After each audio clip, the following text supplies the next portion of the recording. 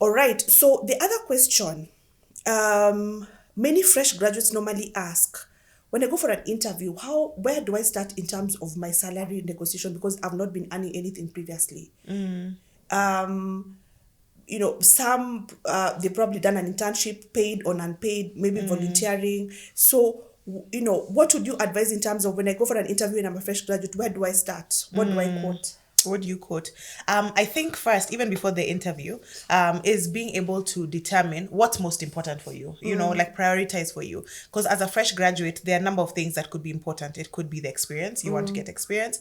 You want to be trained. You want to be in a space where you are growing or have training opportunities. You want to be able to network. For some people, it's money. They need the Yeah, money because yeah. now your parents have paid for your degree and now they have said now you're going to support the family or you're on your own. So you literally actually need the money, so depending on what, and I mean there could be many other different priorities that you have, but depending on what the priority area is for you, you need to rank those, maybe let's say 1, 2, 3, and that will determine how you engage in a salary conversation. Because you see, if let's say you're still living at home with your parents, or your bills are paid, whatever, maybe the most important thing for you is experience. So whether or not they pay you a lot or they don't pay you a lot, that's completely fine for you, because you realize that maybe sometimes because I don't have experience, I can't be paid what I want to be paid, but then within 6 months of experience I'll be able to negotiate for a better salary. So it's okay for me to either do an unpaid opportunity or a low paying job because of that, because that's important. But if your highest need is money and you go and sign and start negotiating in an organization that doesn't value paying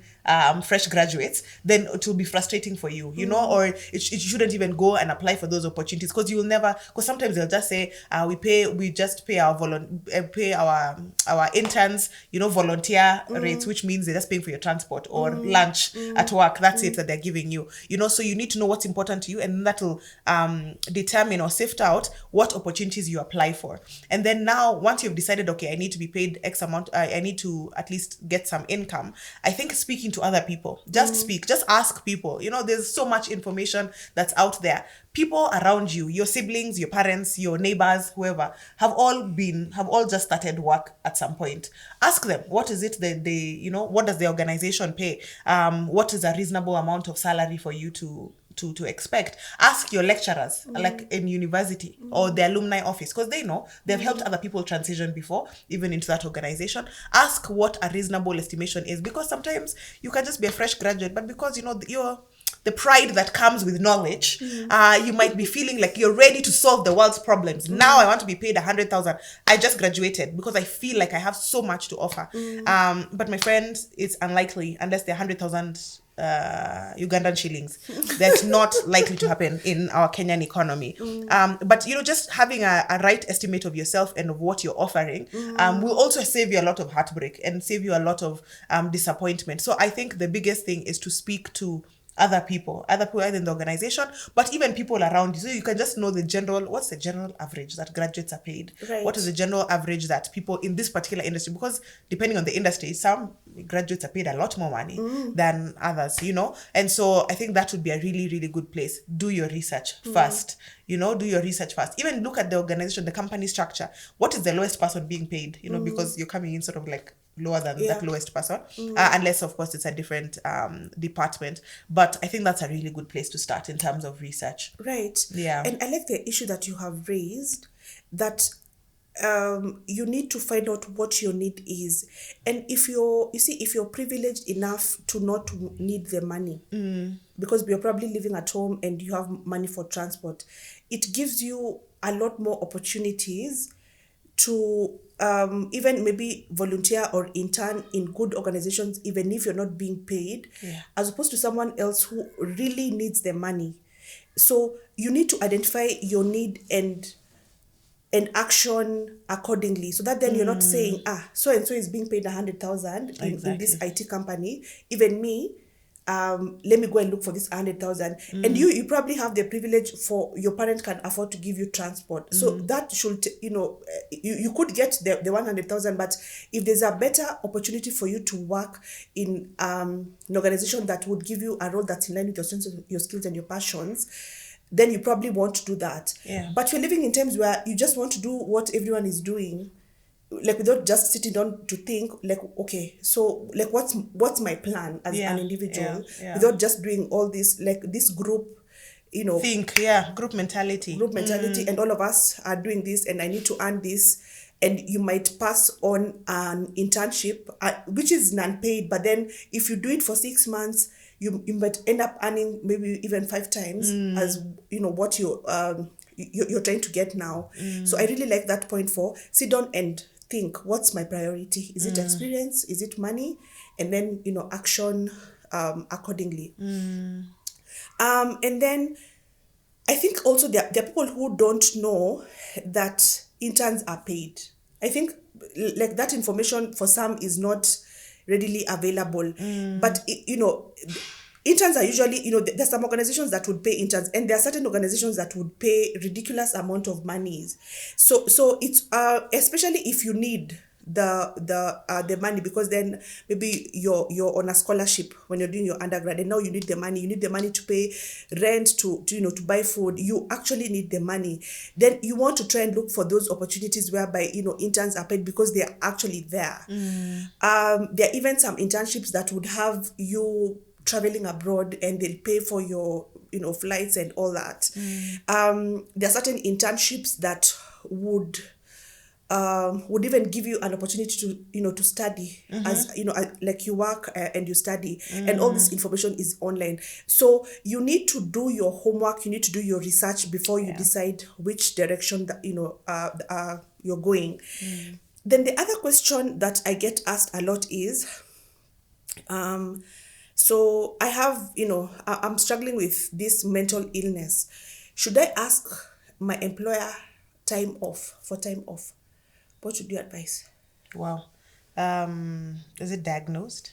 Is it like certified, or is it self-diagnosis? Is it genuine? Is it genuine? Like, is it certified? If it's certified, then of course, then it's similar. Sometimes we like to think of not mental health, mental ill health as different to like physical health, but it's the same thing. If you're unwell, you're unwell, whether it's the mind or whether it's the body, whatever it is. If there is documentation, the same way if you had a fever, or if you had diabetes, or you had something else that needed management, if you have documented evidence of it, then yes, definitely you can apply for sick leave. Just naturally, I mean, in terms of like the laws of the land, you can apply for sick leave. Often the issue is that you don't want to be discriminated against. You don't want your employer to start saying, and people can be so insensitive, especially in Africa. I think we still have a distance to go in terms of supporting people who are having difficulty with their mental health.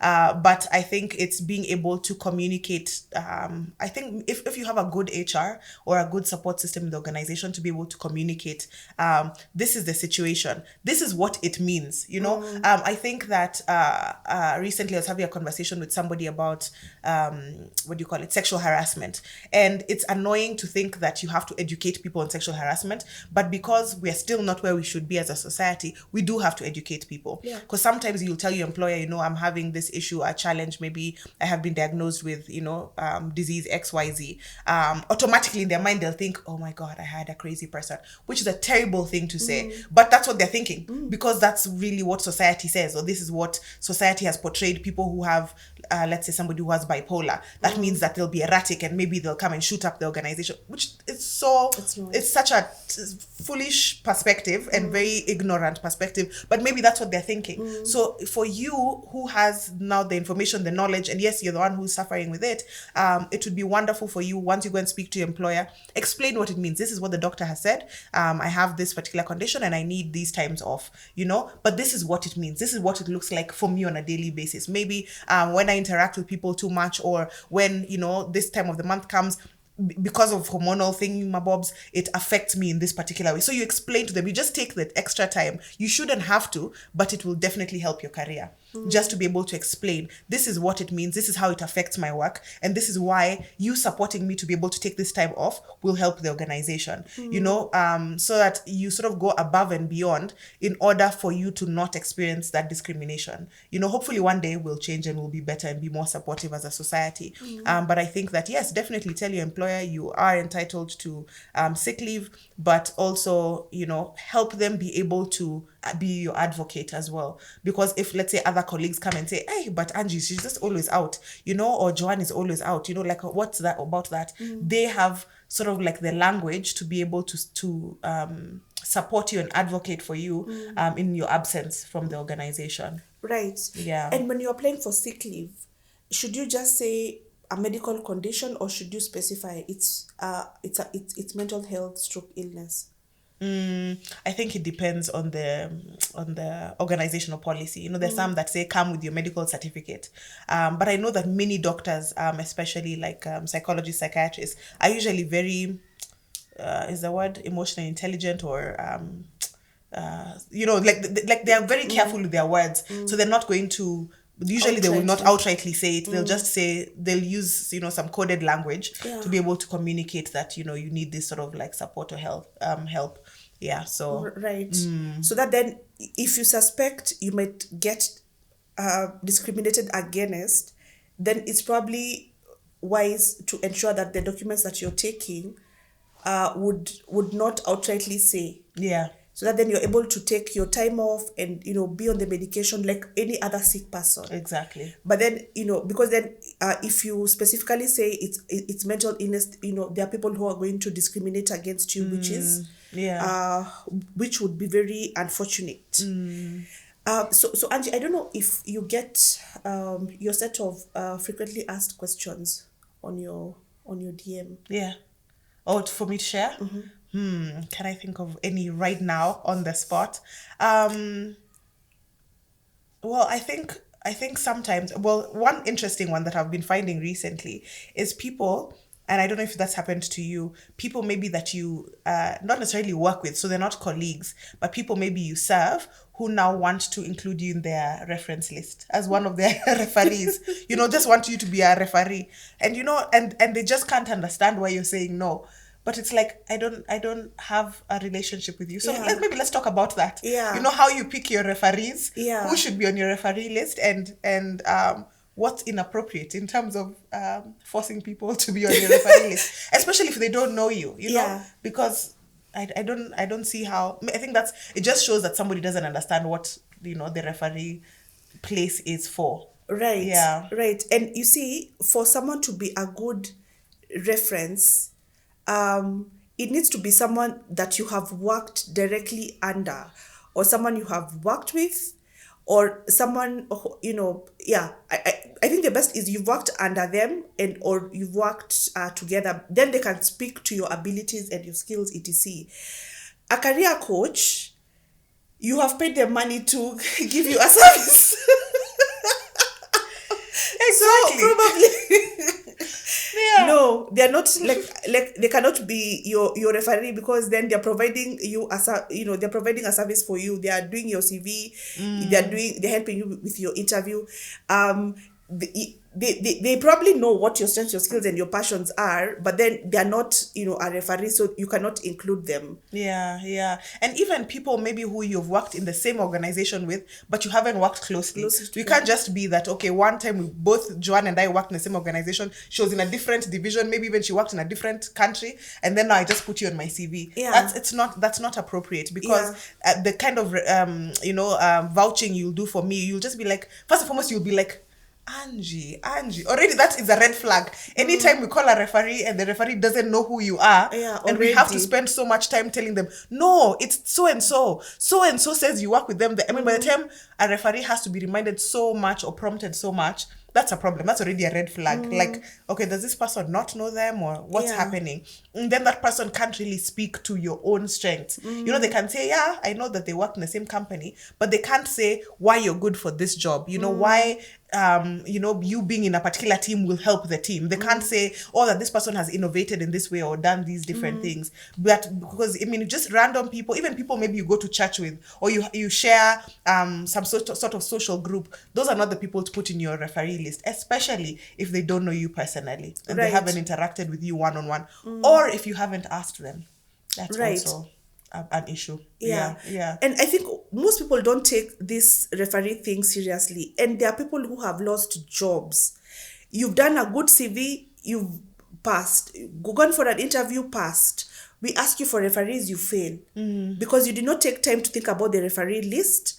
You probably put referees on your CV that you've not called to inform. So when they're called for a check, they probably don't even know who you are. Some people moved like jobs. It could be sometimes and this is why I normally insist that if you don't have any referees on your list, because then it could be that you've put some. So I've put Angie on my CV and I've sent it somewhere. Then me and you, we disagree on something. Yeah. Meanwhile, the CV is seated cutely in someone's organization waiting to be called. Then when you're called, of course, you'll probably not have very good things to say about me. And that's it. Like, I don't know if you've done some referee checks and people talk so badly about someone until you wonder, Like, do you know what is going on? And the people who've lost jobs just because of like that referee list. It's such an important thing on yours. Like, it's so important in your job application process. It's actually the last stage. The first stage is CV, the interview, and then now the background check. If it comes out negative, you're not going to get the job. Yeah. So you really need to think through that list. If you can, do not put the list on your CV. Have a list of probably 6 people. Then, depending on the organization that you are applying to, you'll be able to know among these 6 who are the best 3. Call them. Call them and tell them, I'm applying for this job and you're going to be called. Please ensure that if you see a call from this organization, pick up the call. If they send an email, please respond. Be proactive. Don't just put names of people, because then the other thing that people would do, they put your name without telling you. Yeah. So I'm like, who is that? Yeah. Why, why am I their referee? So you assume that when someone is called, they're automatically going to give you a good reference check. And let me tell you, there are people who even know you. Like, then people put uncles. That uncle is going to be called and they're going to put they're going to say very bad things about you. You'd rather even put a stranger. Oh yeah. There are high chances that this stranger is going to give a better reference check than your uncle or your relative. So please, you can lose out job opportunities because of the referees that you put. So just ensure that you're thinking through. Yeah. your And I list. think that point that you've mentioned just about the uncle, I think is very important. It's important, if possible, don't put your relative on your, as part of your referees. Often because, if I have 5 referees that you have given me, I will take the weight of the testimonial from other referees higher than the one for your relatives. Because your relative, they're going to benefit from you getting the job. Maybe you'll take them out for a meal or a couple, just many things, and they're likely to say anything for you to just get the job, especially if you're in good terms. So preferably don't put a relative on your as your referees, and especially if you have the same surname, and especially if it's a very specific surname, like maybe a generic surname. Let's say if we say, for example, Mwangi, you can have many Mwangis, you're not necessarily related to them, but if you put Obwaka there, if I put Obwaka and then somebody else put Obwaka, you just know this one is a relative, it's very specific, so. But if you have to have this person for whatever reason, use their middle name or their maiden name, so it doesn't seem like, oh, this person is the relative, also she's just putting her relatives there. The other question, what happens if you leave an interview and you realize you really messed up? Do you request for another interview? Or maybe you might have messed up the whole interview, or you just realize there's 1 or 2 questions that you really just answered wrongly. Like, you're asking this direction, you thought you had understood it, but now, kumbe, you answered this other side. What would you advise someone? All right. So what I would advise is, so at the end of every interview, I usually advise that you send a thank you note. If you can get an email for one person or several people who interviewed you, it's always good etiquette to send an email and say, thank you very much, for giving me an opportunity to interview. And one of the things that stood out for me, and then I would also say, I was thinking it through and realized when I was answering this question, Don't make it so long, it's a novel, but it can be enough to capture anything that you had missed out. I wouldn't call to ask them to rebook, because then I put myself in the situation of a recruiter or the hiring manager. You see, it would negate the whole purpose of an interview, which is something that is timed. And that's why when we ask a question, you need to answer it within like 3 to 5 minutes. Yeah. So if I'm letting you come back, it means then, it's negating the whole process, or the whole integrity of the process, because then I'm not, unless I give that to everyone who interviewed. But I would send the thank you email, and then in there, if there are certain things I need to clarify, I would put in there. Sometimes also you forget. Yeah. So I would also add something that I feel I forgot during an interview. Because then when I put myself in the shoe of, if I was interviewing you and I received that thank you email and that information, I would really appreciate it. I don't know what you think. Yeah, I completely agree. I think, I don't think I have anything to add to that. But in terms of like, if you feel like the whole interview was a disaster, I think it's just to learn from it. You just learn from it. Because I mean, I don't know of many recruiting firms or even teams that come together to be able to interview people who would constitute a whole other sitting just for you to come and like, okay, let's just start afresh, I mean, unless they don't find somebody completely and then now you reach out because they're re-advertising. I think I'll just learn from it. Sometimes you just have to cut your losses.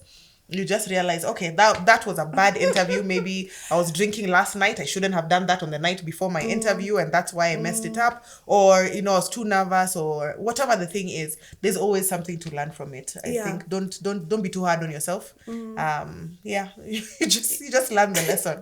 Yeah. And the other thing is, the other question closely related is, so they've taken too long to respond. What should I do? I get that question 57 times, like in a month. Yeah. And I would like to hear your views on this. Personally, like during the interview, of course, you'd ask, when are you going to get back? And I would ask once, because then for me, it's so important that I don't appear desperate. So you can't keep calling them 57 times. What did you guys decide?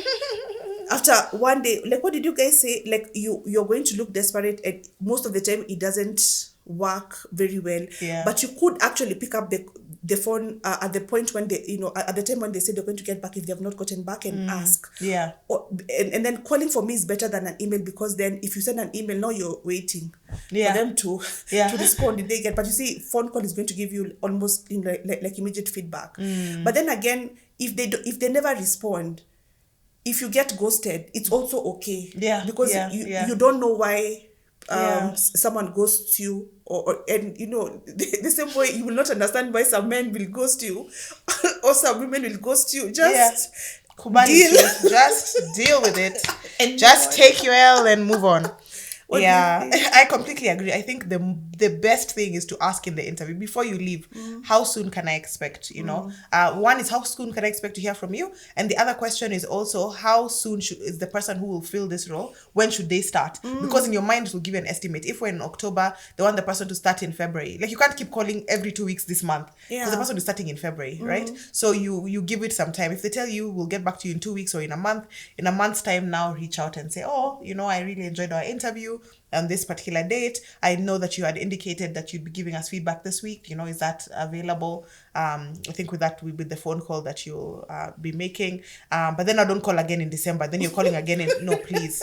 They said they're hiring in February. But if it gets to February now, and they've not said anything, now that's the time. I think I would even anonymously call. I'd call, if they're hiring for an HR manager, I'd call reception. Hi, can I speak to the HR manager? If they direct to somebody else, it wasn't you. So then you just accept it, But I think that first call on the date they told you. But if you forgot to ask them before, I think usually about 2 weeks. 2 weeks from the interview is a good amount of time to call and find out, how is the process going? Is there any more information you need from me? Is there anything I can do? If you didn't ask in the interview when to call, I think 2 weeks. 2 weeks is a good amount of time to give them. Right. Yeah. And let me just let you in on something. There are certain times in organizations, recruitments have taken a whole year. Yeah. Or like 6 months. Because then maybe the budget was there, then it's no longer there. The position has been put on hold. So the reason why some HR people are not communicating is because they actually do not have something to say.